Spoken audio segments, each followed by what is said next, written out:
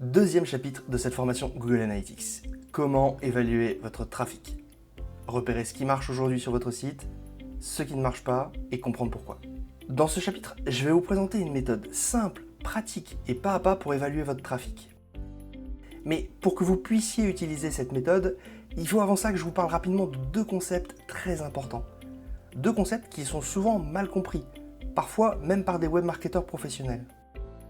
Le premier concept, le nombre d'internautes qui visitent votre site est un critère secondaire. On va le regarder, mais ce n'est pas l'info la plus intéressante. Deuxième concept, ce que l'on appelle les micro-conversions. Aujourd'hui, avec la façon dont les gens se servent d'Internet, vous avez besoin de vous servir des micro-conversions. Et je vois beaucoup de sites Internet qui les utilisent très mal.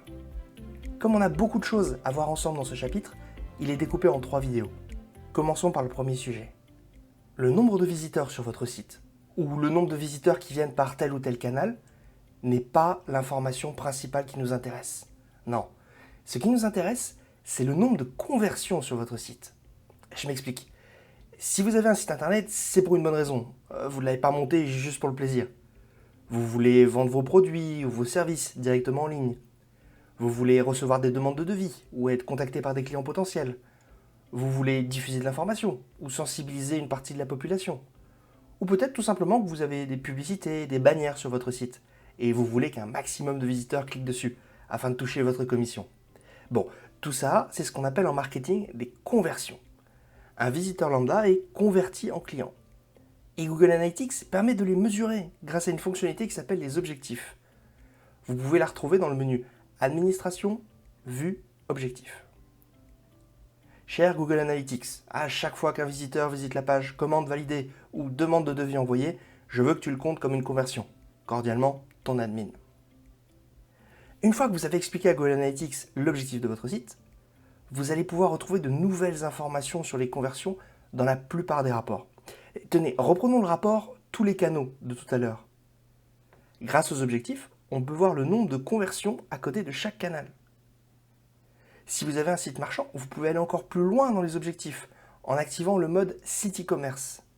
Ce mode vous donnera des informations supplémentaires sur la conversion, comme les produits ou les familles qui ont été le plus achetées, le nombre d'exemplaires vendus ou encore le montant du panier moyen. Mais revenons aux objectifs.